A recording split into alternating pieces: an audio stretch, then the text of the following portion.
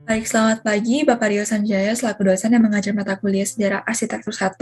Perkenalkan, nama saya Stephanie Dulce Audrea, mahasiswi Arsitektur Angkatan 2021. Pada video kali ini saya akan membawakan pengertian saya mengenai buku yang telah saya baca, yaitu Aesthetic and Architecture Part 1 mengenai paradigma pergeseran klasikalisme, kemodernisme, dan juga fungsionalisme serta kasus yang relevan berdasarkan negara USA. Pada bab yang pertama yaitu mengenai klasikalisme. Apa itu arsitektur klasikal?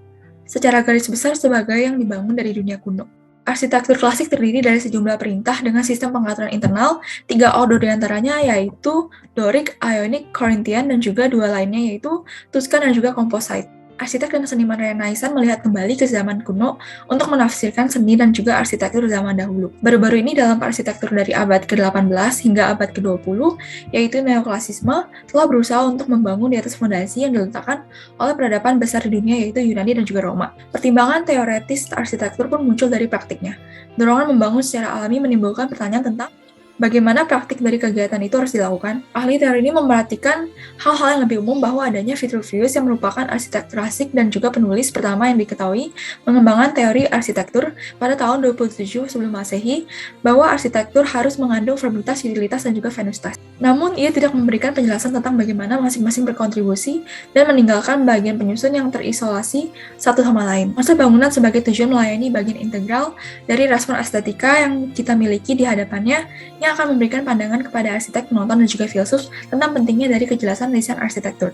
Batasan kekokohan dan kegunaan yang diletakkan pada keestetikan merupakan pertimbangan yang harus diperhatikan oleh arsitek ketika merancang sebuah karya. Vitruvius berpikir bahwa arsitektur memiliki makna, dan karena itu ia memiliki sesuatu yang dikatakan tentang bagaimana kita dapat memperoleh pemahaman yang luas tentang karya-karyanya. Jadi ketika seorang penonton berdiri di Biara Borromini, pengalamannya tentang bangunan itu akan kurang lebih kayak tergantung kepada keakrabannya dengan kegunaan itu. Sejarah arsitektur yang berkaitan dengan bangunan di mana dia sekarang berdiri, asalkan dia mengenal tatanan klasik dan juga ketegasan yang dituntut dalam penerapannya. Tanggapan terhadap bangunan itu tergantung dalam pengalaman tentang hal itu dan tidak akan berkelana di luar pengalaman dan memberikan penjelasan tentang pemahaman apresiasinya. Untuk bab klasikalisme yang bisa saya kaitkan dengan negara USA yaitu bangunan Baltimore Cathedral yang dimana fasadnya itu terdapat 3 ordo yaitu Doric, Ionic, dan juga Corinthian yang sebagai acuan pada bangunan ini. Lalu kemudian yang bisa saya kaitkan dengan negara USA yaitu adanya gereja St. Patrick Cathedral yang dimana praktiknya itu berkaitan dengan hukum Vitruvius yaitu formitas, utilitas, dan juga venustas. Namun sebenarnya klasikalisme itu merupakan arsitektur vernakular yang dimana terdapat material seadanya yaitu terdapat pada plank house dan juga Art Lodge yang dimana merupakan arsitektur bersejarah pada negara USA. Lalu selanjutnya bab kedua yaitu modernisme, filsafat pencerahan muncul pada abad ke-17 dan juga ke-18 dan filosof terbesar pencerahannya adalah Immanuel Kant.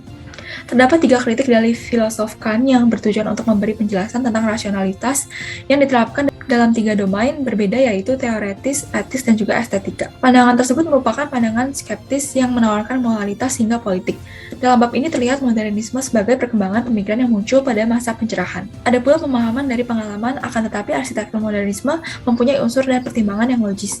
Seperti contohnya yaitu bangunan Tiwa Flight Center, itu merupakan bangunan bandara yang dimana pertimbangannya itu logis, dimana fasadnya ini menyerupai burung yang akan terbang, sebagai layaknya bangunan tersebut merupakan bangunan bandara.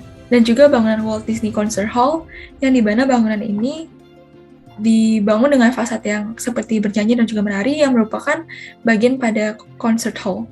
Lalu pada bab yang ketiga yaitu fungsionalisme, sebaliknya bangunan ini indah karena tujuannya yang dilayani secara internal menghubungkan tampilan bangunan dengan tujuan tertentu.